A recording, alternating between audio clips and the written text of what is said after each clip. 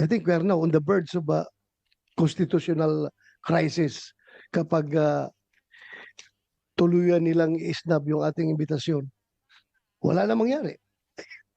Wala na respetuhan ito sa isang kapwa co-equal branch of government. So, Madam Chair, I would like to move that we issue subpoena to these government officials to require their presence in the next hearing. Kung meron ka pang gaganaping hearing, dapat masabpina ito sila para magkaalaman. Klaruhin natin ito. Ay. Maraming salamat, Senator Ronald De La Rosa.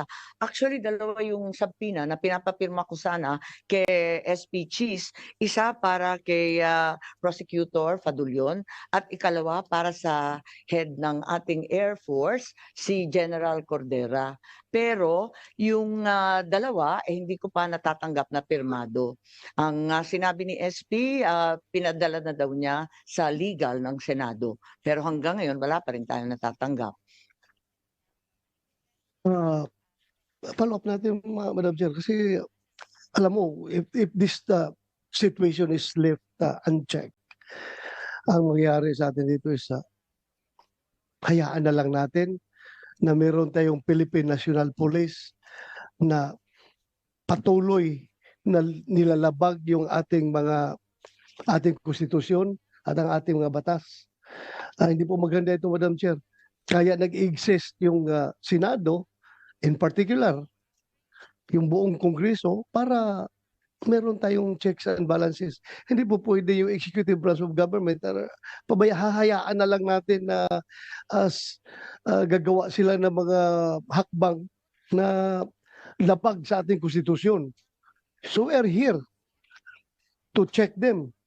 So kung hindi sila magpapacheck, isnab sila ng isnab sa atin, then magkakaroon tayo ng constitutional crisis nito, Madam Chair.